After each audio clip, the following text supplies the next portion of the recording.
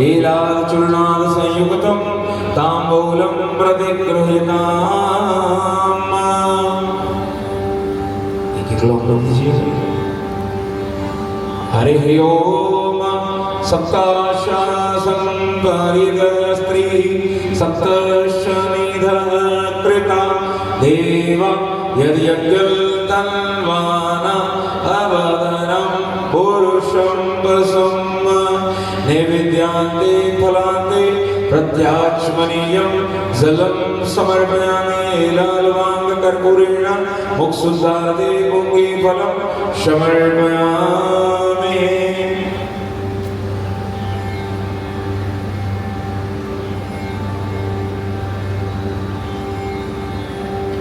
हाथ जोड़ करके प्रार्थना करेंगे। ओम विघ्नेश्वराय वरदाय सुरप्रियाय लंबोदराय सकलाय जगद्धिताय नागाननाय श्रुतियज्ञ विभूषिताय गौरीसुताय गणनाथ नमो नमस्ते। त्वं वैष्णवी शक्तिरनन्तवीर्या विश्वस्वबीजं परिमासि माया सम्मोहितं देवि समस्तमेतत् त्वं वै प्रसन्ना भुवि मुक्तिहेतु। नमो नमस्ते स्फटिकाप्रभाय सुश्वेतहाराय सुमङ्गलाय सुपासहस्ताय जसासनाय जलाधिनाथाय नमो नमस्ते। पास्पाणे नमस्तुभ्यं पद्मिनी जीवनायकः निर्विघ्नं कुरु मे देव सर्वकार्येषु सर्वदा। ॐ ब्रह्मा मुरारे त्रिपुरान्धकारे भानो शशि भूमिसुतो बुधश्च गुरुश्च शुक्रं शनिराहुकेतु सर्वे ग्रहाः शान्तिकरा भवन्तु। सूर्यादिमण्डलबृहद्देवताभ्यो नमः। मन्त्रपुष्पाञ्जलिं समर्पयामि।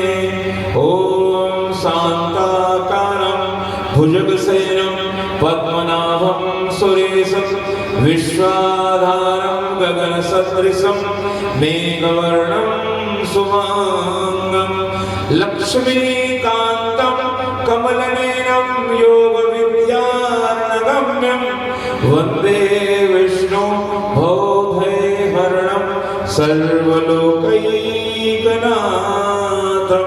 बोलिए लक्ष्मी नारायण भगवान की जय। उमापति महादेव की जय।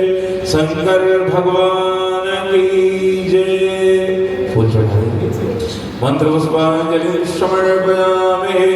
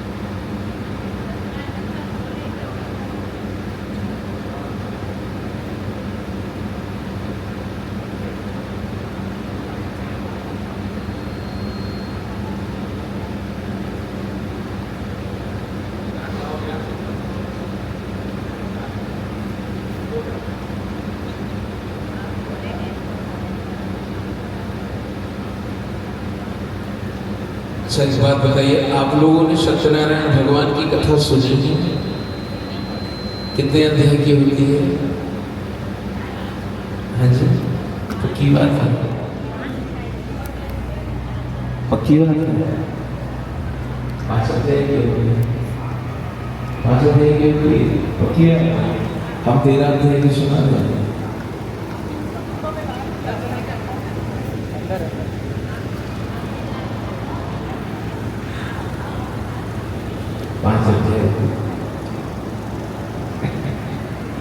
बोलिए श्री सत्यनारायण भगवान की जय।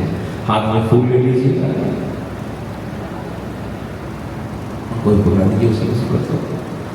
सही हाथ जोड़ करके भगवान से सत्यनारायण के सामने बैठेंगे। किसी भी यज्ञ को आरंभ करने के लिए, प्रारंभ करने के लिए, व्यापार की उत्तरोत्तर वृद्धि करने के लिए मन में यदि संकल्प लिया जाता है कि हमको श्री सत्यनारायण भगवान की कथा श्रवण करनी है, तो सत्यनारायण भगवान की कथा होती क्या है? सबसे पहली बात यह है कि सत्यनारायण भगवान की कथा है क्या? आपको मालूम है? भगवान श्री सत्यनारायण की कथा कुछ नहीं है। भगवान श्री सत्यनारायण का केवल व्रत है, व्रत किया जाता है, इसमें कोई कथा नहीं होती है।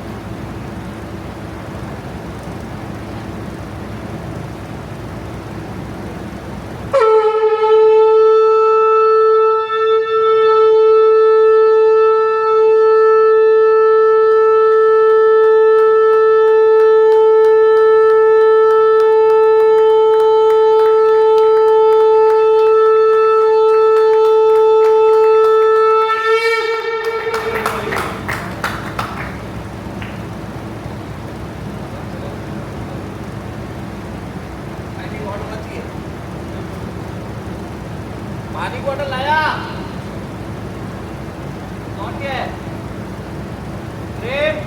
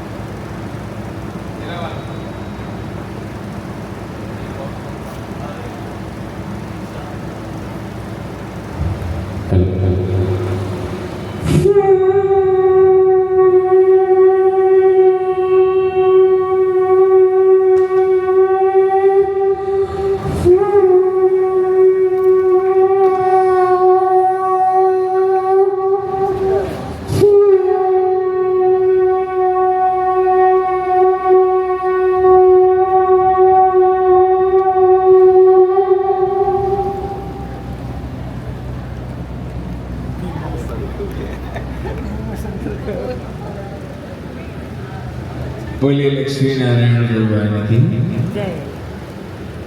एक समय की बात है, एकदा शारण्य सोन ऋषियः सौनकादय प्रभक्षमुनियः सर्वे सुखं पौराणिकं खलु। एक समय की बात है, नैमिषारण्य तीर्थ में जितनी भी कथाएं हुई हैं, पूजा हुई है, भगवान की चर्चा जो हुई है, वो कहाँ हुई है? नैमिषारण्य में।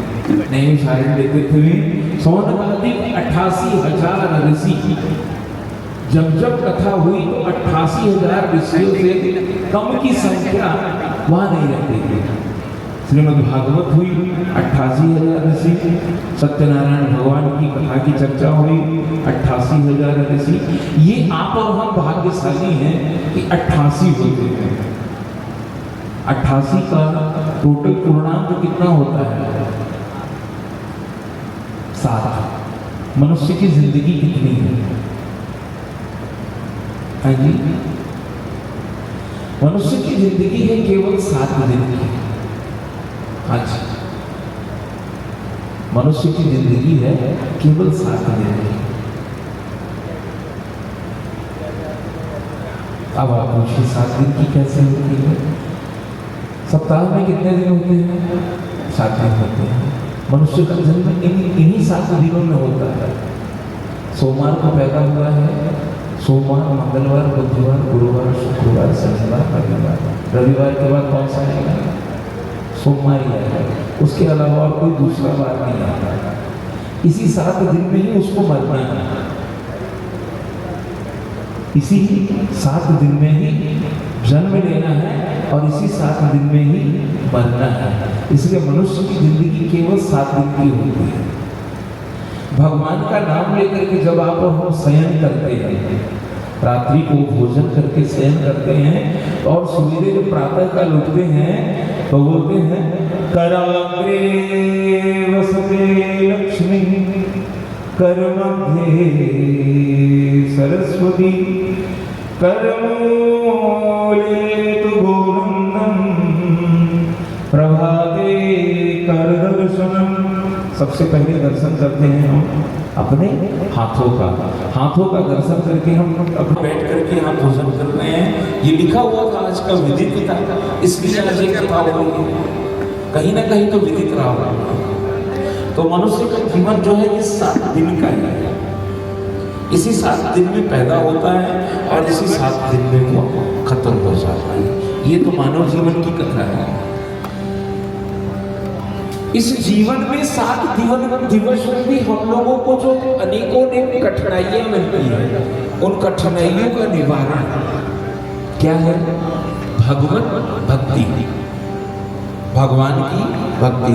चाहे हम बाबा गेलाराम जी की करें, हरदास राम जी की करें, भगवान सत्यनारायण की करें, उमापति महादेव की करें, गणेश जी की करें, शंकर भगवान की करें, श्याम बाबा की करें, जिनके जो इष्ट देवता उनको वो मनाइए। जिनके जो इष्ट देवता उनको वो मनाइए। तो आपके हमारे जो इष्ट देव होते हैं उनकी हम पूजा आप और हम मिलकर के करते हैं। बोलिए श्री सत्यनारायण भगवान की जय। 88,000 ऋषि एकत्रित होकर के आपस में विचार कर रहे हैं कि कलयुग निकट आ गया। कलयुग का अर्थ जानते हैं? कलयुग क्या है? कलयुग का मतलब क्या होता है?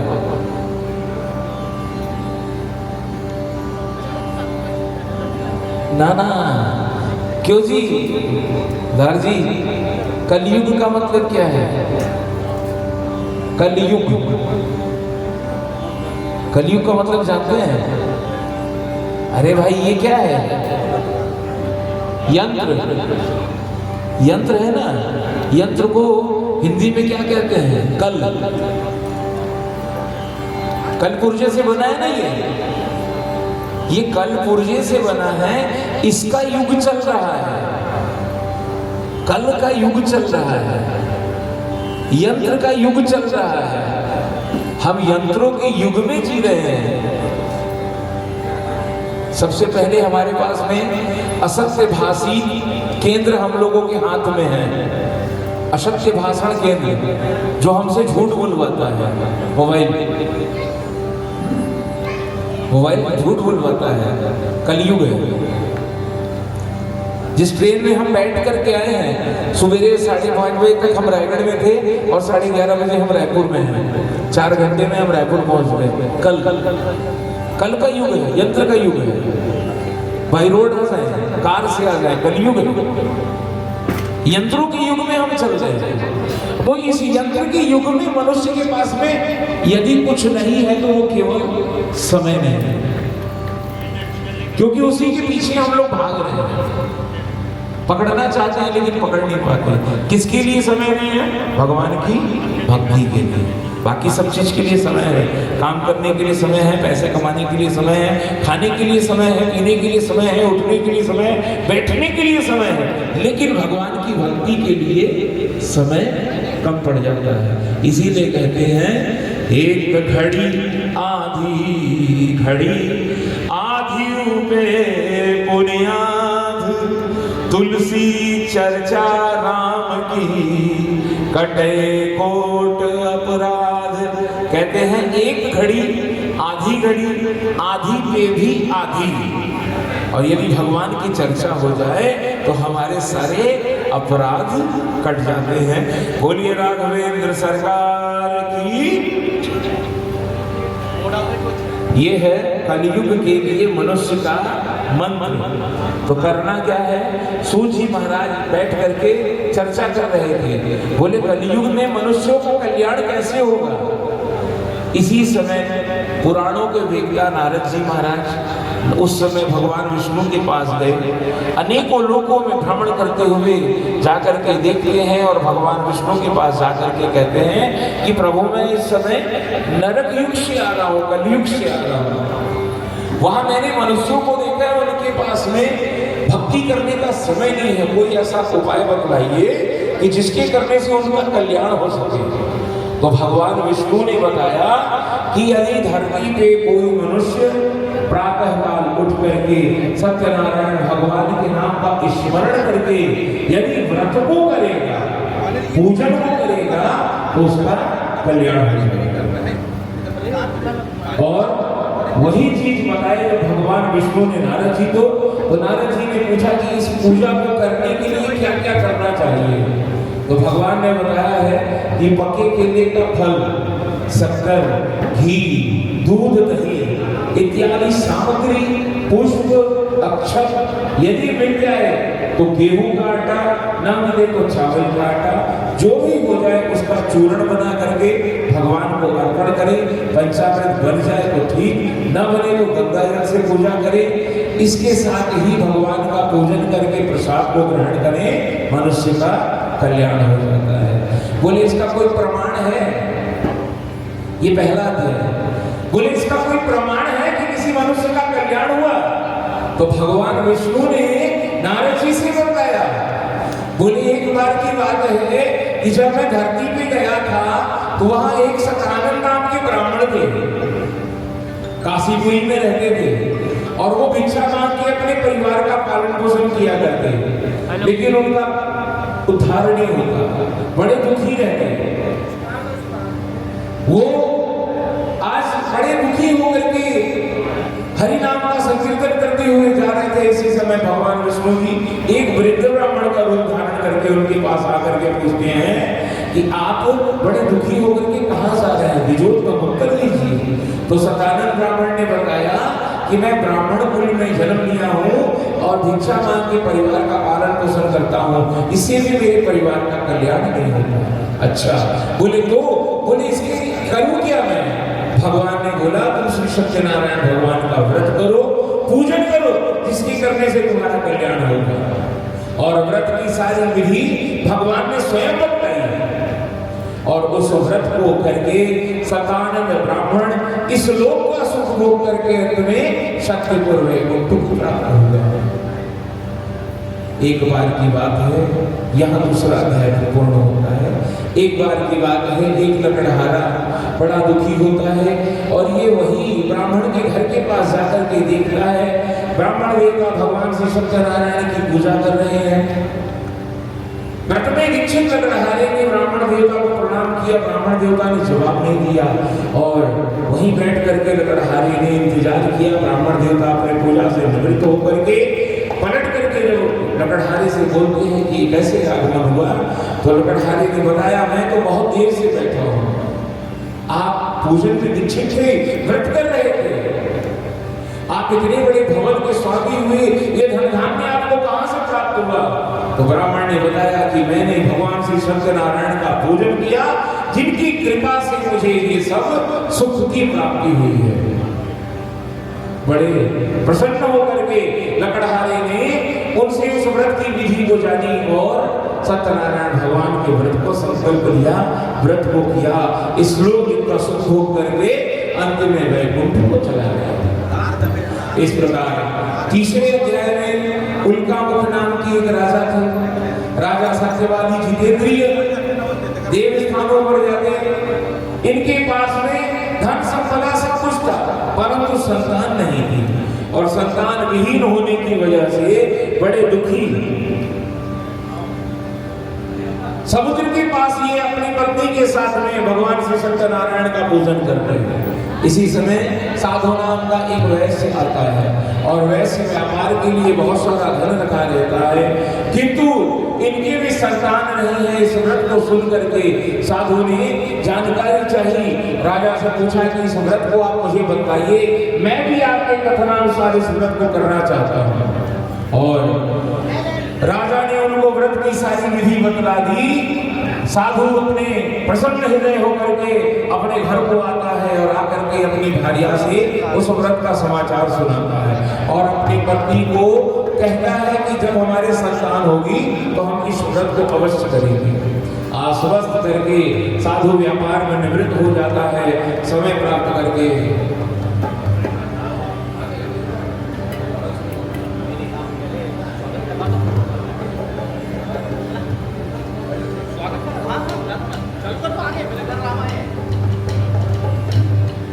रेडी है क्या?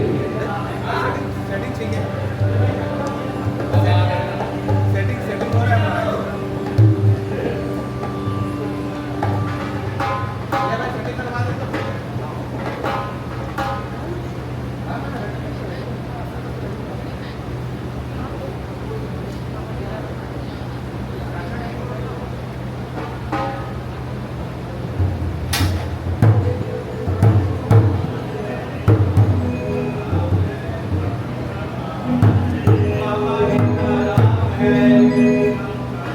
सजा सामने हुआ हमारा तो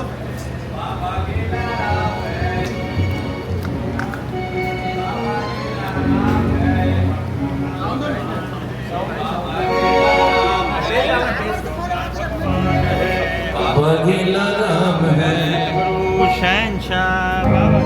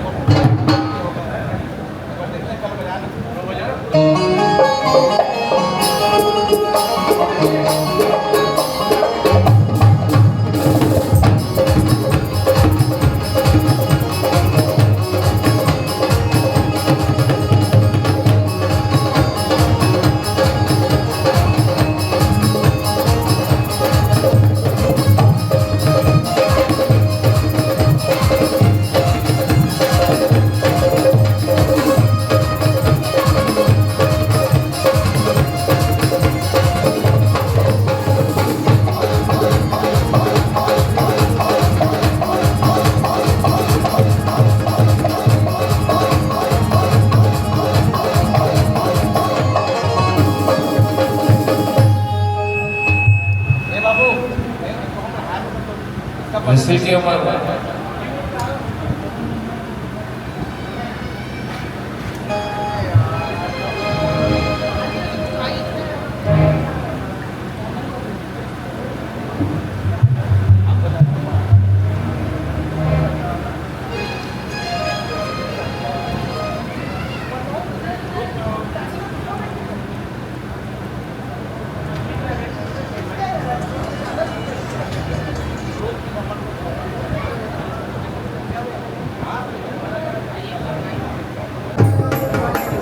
लाड़े मुंहिंजे मूंखे नाई मुंहिंजा बाबा साईं राम आया तव्हांजे आधार मुंहिंजा बाबा साईं राम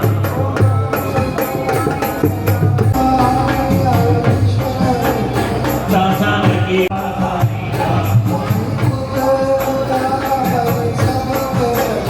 मीना मन मौजूदा मुंहिंजा बाबा सचो बारे मुंहिंजा बाबा साईं राम बाबा साईं बाबा साईं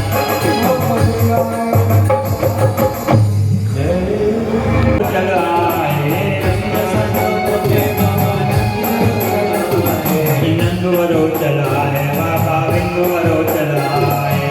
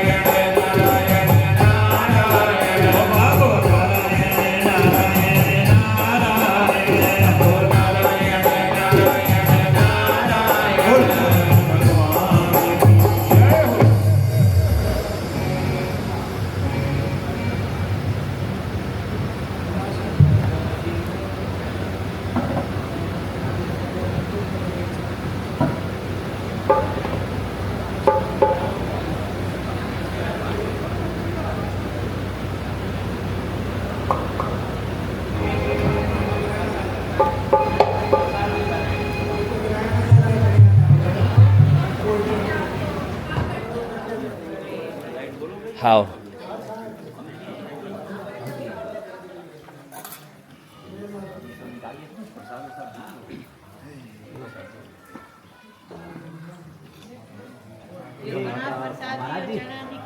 ये जो उधर यहाँ का हो गया है ये ले जा सकता हूँ ना? ये भी ले जाओ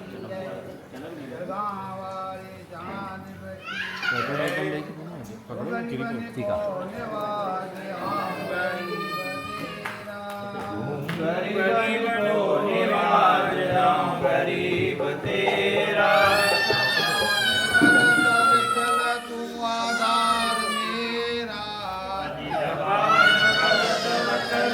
आधार मेरा आधार मेरा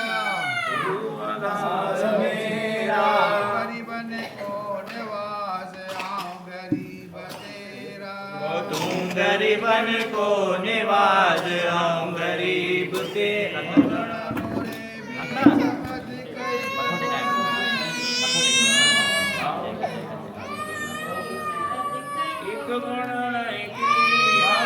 एक गुण नहीं की सतगुरु एक गुण नहीं कीनो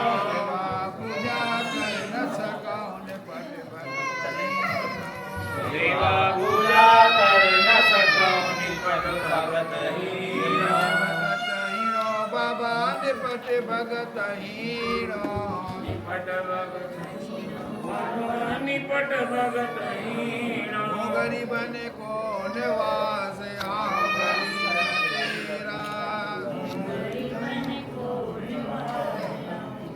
मन में है जे कूड़ कपट कचित नहीं व्याओ कुर्सी को ऊपर भाव बिना भगत हीरा मुक्ति कैसे पाऊं। भाव बिना भगत हीण मोक्ति कैसे पाऊं मुक्ति कैसे पाऊं बाबा मुक्ति कैसे पाऊं मोक्ति कैसे पाऊं बाबा मोक्ति कैसे पाऊं गरीबन को निवास आऊं गरीब तेरा गरीबन को निवाज गरीब संतन की लाज काज पे जरा खुराया संतन की लाज काज पैजरा कुराया दास है गरीब शरण तेरी आया नानक दास गरीब शरण तेरी शरण तेरी आया बाबा दामन तेरी आया शरण तेरी आया बाबा नमन तेरी आया बाबा चरण तेरी आया शरण तेरी आया गरीबन को निवास आऊं गरीब तेरा गरीबन को निवाज गरीब तेरा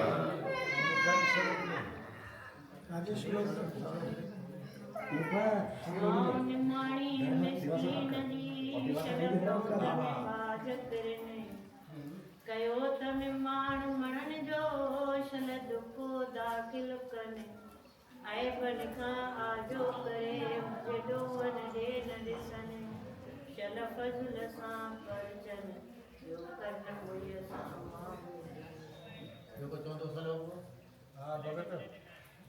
सामा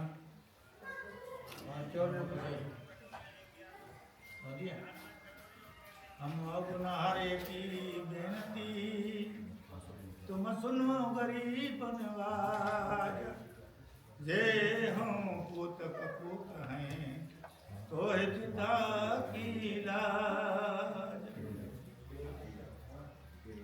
फिरत फिरुआया फिरा तो शरणाय नानकी फिर नती अपनी भगती ला नानकी फिर नती अपनी भगती ला तो लालंग जो लार तो वेठो रंग में तोरे करे केतरा चियाड़ा एक निहाल हण जाडे करे ख्याल से रंगे तो रंग में और सचा सतराम दास सावन डेर न जानाता अमर शहीद भगत को राम सावन जादा जलगावरा जान बगोदरी वाला घनश्याम गरीब जादार सदभूषण शाह बाबा गिलाराम साहिब सारी संगत जा परणहार पूरी क्यों प्रेम सा पैंजन दासन बालन गोलन जी अरदास कयो कारज रास रखजो बाग बहार दुख दर्द सबई कयो नास अरसी संगत करे सचा सदगुरु गुरु गरीब नवाज नितान के तान देव कांति बेवसील जा वसीला सदगुरु शहंशाह गुदरीवाला घनश्याम जलगामा जान सदगुरु शहंशाह बाबा गिलाराम साहब जी परिवार सचा पातशाह तांज दास सतपाल परिवार समेत पूरे परिवार समेत तांज पंज फैक्ट्री उठिया ये सचा सतगुरु पूरे परिवार थे घर में सुख शांति की बख्शिश कयो हर वक्त हर घड़ी नजर सां पांजे दर जी सदाई सेवा कराईंदा रहंदा बचड़न ॿार खे सुठी समझ जी बख्शिश कयो हर वक्त हर घड़ी पांजे नज़र सां निहाल कजो सचा पातशाह आई संग जिन जा पल अरदास पुकार अर्ज़ी गुरु गरीब नवाज़ तां टाइम सब जी अर्ज़ी सचा पातशाह कबूल को विषय जो कल्याण कर सब के भले बोल सके सतराम दास साहिब की जय भगत को राम गोदरी वाले घनश्याम की जय सदभूषण शाह बाबा गिलाराम गुरु नानक देव की जय सबनी संतन महात्मा की जय बधाई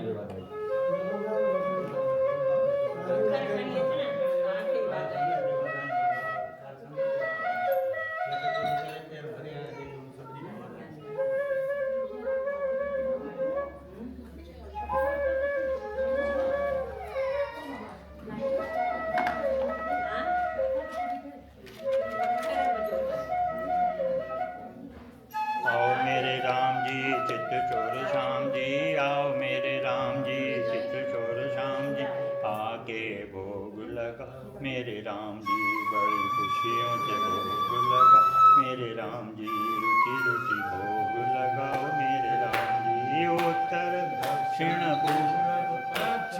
उत्तर पूर्व पश्चिम चारों दिशाओं से आओ मेरे राम जी चारों दिशा से आओ मेरे राम जी आके मेरे राम जी आके भोग लगा राम जी सब अमृत हो जाए मेरे राम जी आओ मेरे राम जी चित्त चोर श्याम जी आओ जी चित्त चोर आगे भोग लगाओ मेरे राम जी बड़ी खुशियों से भोग लगा मेरे राम जी रुचि रुचि भोग लगा राम जी सब अमृत हो जाए बोल सतगुरुदेव भगवान की जय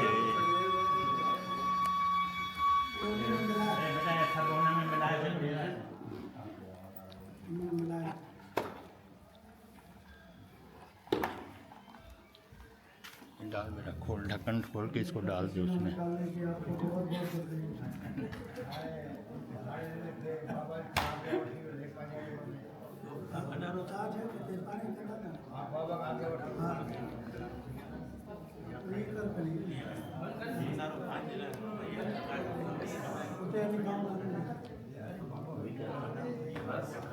इसके बाद में भगवान श्री सत्यनारायण की उस कथा को हम आगे बढ़ाते हैं।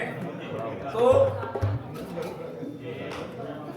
सेठ जी ने विचार किया अपनी आगे भारिया को बताया लीलावती को कि हम भगवान का पूजन करेंगे जब हमारे संतान की प्राप्ति होगी। इस प्रकार अपनी पत्नी को वास करके वह व्यापार में चला गया और भगवान की कृपा से आज की भारिया जो है जब गर्भवती हुई 9वें महीने में एक सुंदर कन्या रत्न की प्राप्ति होती है।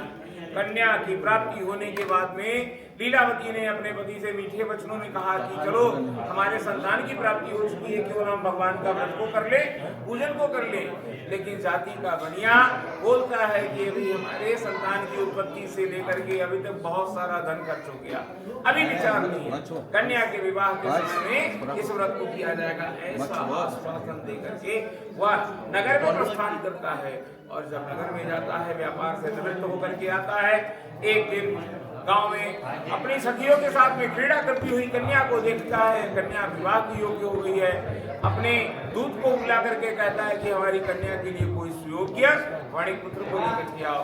दूत कांचन नगर जाकर के वहां से एक वणिक पुत्र को लेकर के आते हैं और साधु कहते हैं इस बालक के साथ में आप अपनी कन्या का समय विचार करके क्या बताऊं, ड्रेस कोड हो गया है।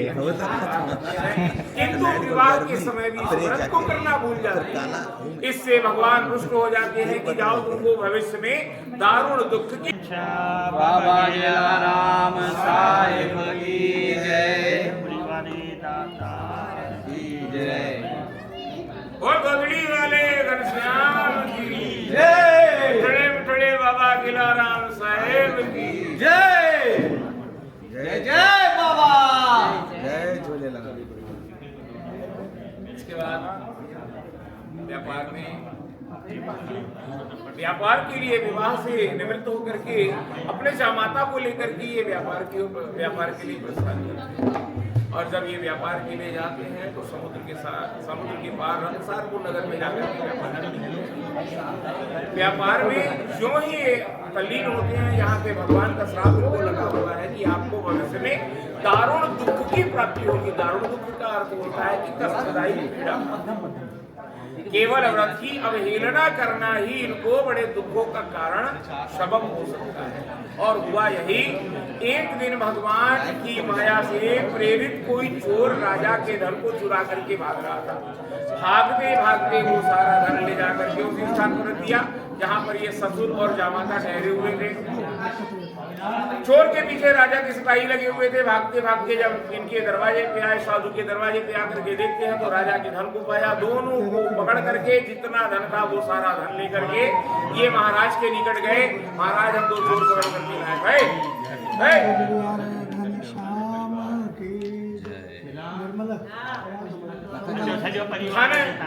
सारा का सारा धन वहाँ पे जमा करवा लिया गया और जमा कराने के बाद में इनको कारागार में बंद करा दिया गया। कारागार में तो ये बंद हुए, साथ में इनकी पत्नी के साथ भी बड़ा दुख हुआ क्योंकि उन्होंने भी तो व्रत की अवहेलना की। इनके घर में जो धन रखा हुआ था वो सारा चोरी करके ले गए चोर। और जब चोर चोरी करके लेके गए तो भूख प्यास से मरने की आज एक दिन बड़ी दुखी हारी कलावती अपनी माता जी को बगैर बताए नगर में भिक्षा मांगने को जाती है। कुछ लेकर के आओ इससे मेरा घर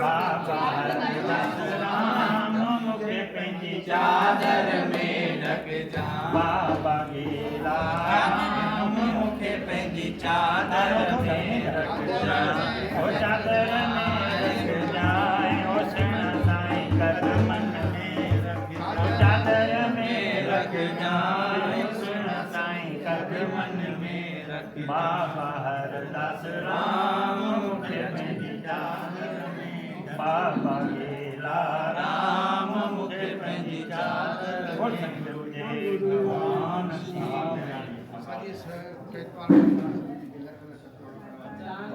भैया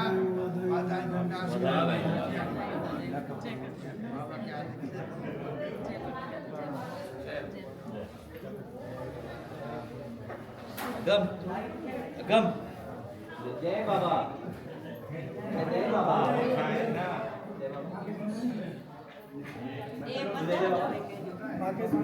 अरे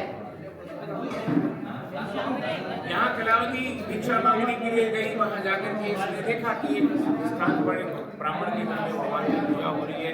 बैठ करके कथा श्रवण करती है, प्रसाद लेती है, रात्रि को घर आती है। जब रात में आकर के घर में अपनी माता से कुछ कहे, इसके पहले उसकी माता ने कहा कि पुत्री तेरे मन में क्या है, अब तक तू कहाँ रही। कन्या कहती कि माँ मैं एक ब्राह्मण के घर गई थी, वहां पे मैंने देखा कि भगवान का व्रत हो रहा है। उनका व्रत पूजन करने से मनुष्य का कल्याण हो सकता है। किस भगवान का? सत्यनारायण भगवान का। बड़ी प्रसन्न लीलावती उसी स्थान पर अपनी कन्या से कहती है कि पुत्री कल प्रातः काल ही हम भगवान का पूजन करेंगे। प्रसाद लेकर के रात्रि भर नारायण नारायण नारायण वाच करते हुए प्रातः काल उठ करके दोनों कन्या और माता ने भगवान से सत्यनारायण के पूजन को किया और पूजन के करते ही भगवान संतुष्ट हो गए। राजा को इन्होंने भगवान से प्रार्थना की कि हे भगवान, हमारे अपराधों को क्षमा करें, हमसे जो भूल हुई है उनको क्षमा करें और हमारे पति हमारे जामाता शीघ्र ही घर आए। जब प्रार्थना हुई भगवान ने स्वीकार की। उधर भगवान ने जाकर के राजा को स्वप्न में दर्शन दिया कि राजन, तुमने जो दोनों वैश्यों को अपराधी बना करके कारागार में डाला है वो दोनों निर्दोष है और उनका जितना धन लिया है वो सारा का सारा दे दो, कारागार से मुक्त कर दो, और नहीं दोगे तो हम तुम्हारा राज्य पुत्र धन सब नष्ट कर देंगे। इस प्रकार स्वप्न में दर्शन दे करके भगवान ने राजा को स्वप्न में दर्शन दिया।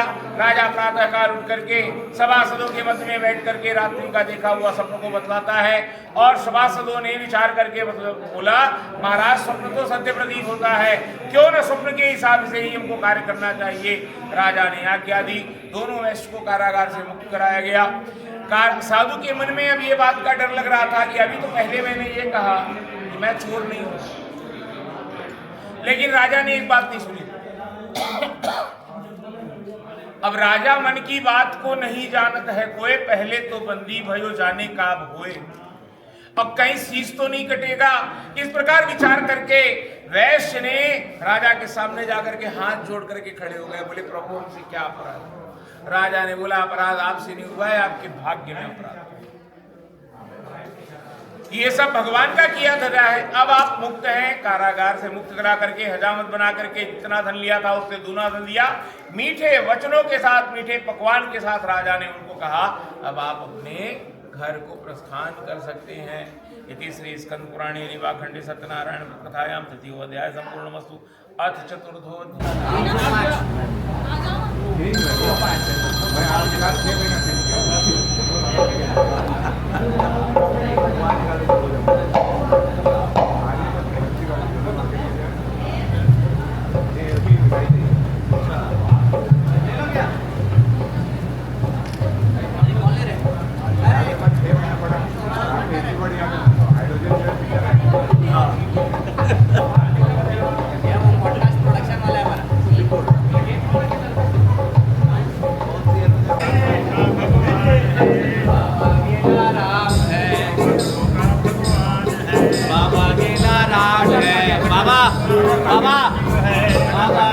राम है,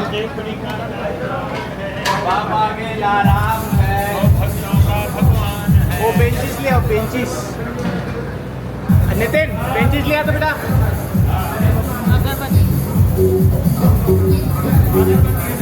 पूजा पूजा पूजा इधर है बेटा। कैंची लेके आ फटाफट, और वो लेके आ, दूध लेके आ, धूप अगरबत्ती लेके आ फटाफट।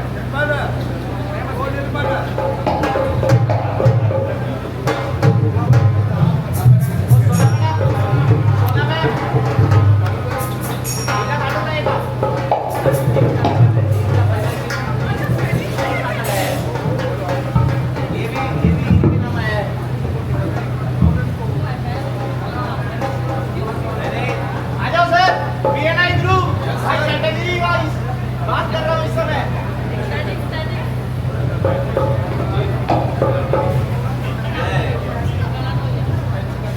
ले आओ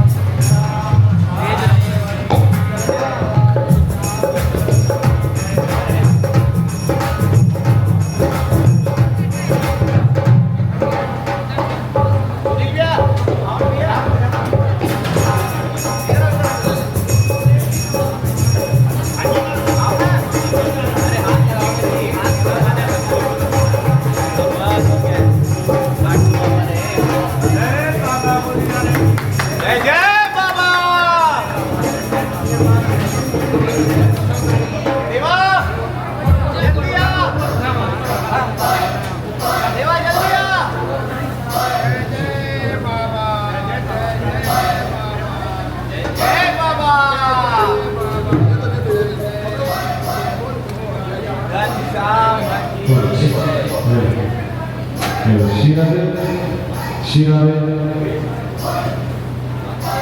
Shirabe, Shirabe, Shirabe, Shirabe, Shirabe, Shirabe, Shirabe.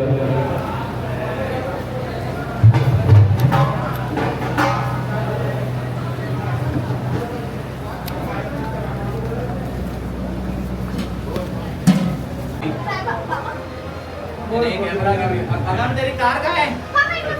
चलो चलो आगे आगे अगम की कार कहाँ है? अगम की कार को भी झंडा लगवाओ सब। हाँ ले ये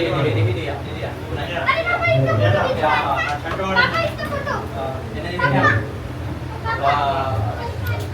छंडो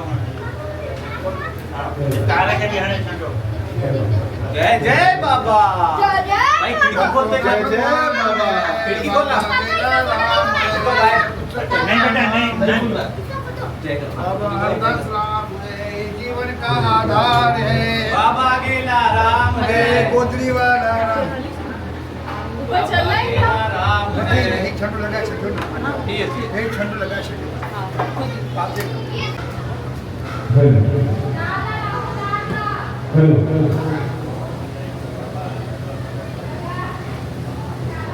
हेलो क्यों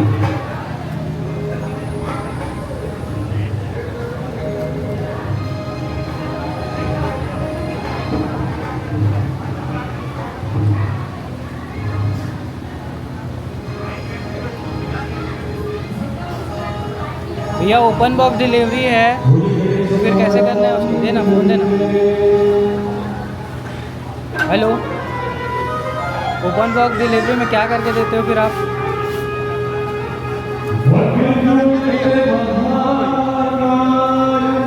क्या बोले भैया तो फोटो किसका खींच के ले जाओगे आप फोटो किसका लेके जाओगे आप फिर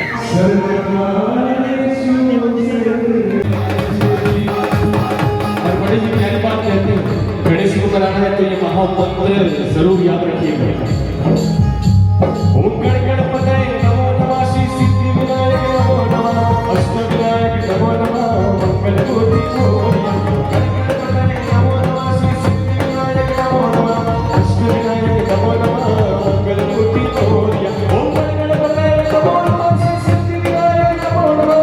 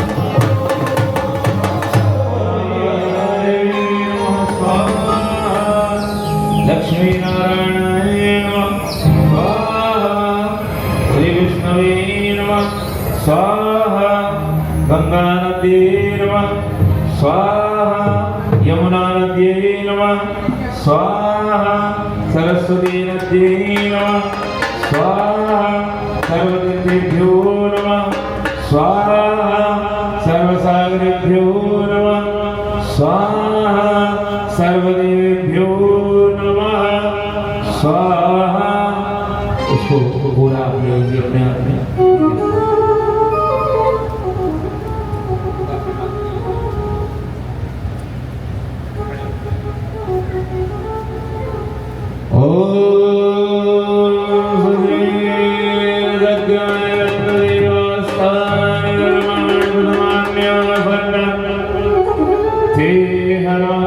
महिमानः ससंगयत्र पूर्वे साध्या सन्धिदेव पूर्णमदः पूर्णमिदं पूर्णाय पूर्णमुदच्यते पूर्णस्य पूर्णमादाय पूर्णमेवावशिष्यते। ॐ पूर्णाहुते नमः स्वाहा। बोलिए यज्ञनारायण भगवान की।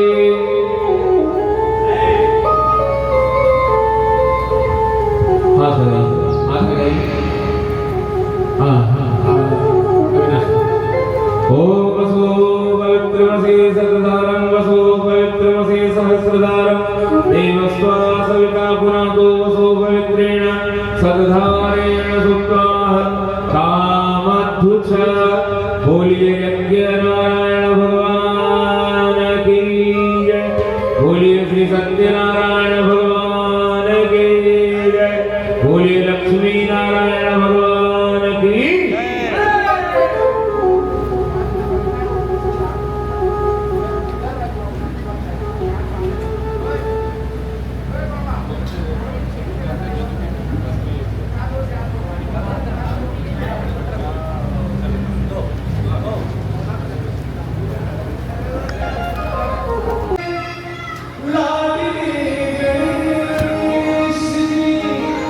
मैया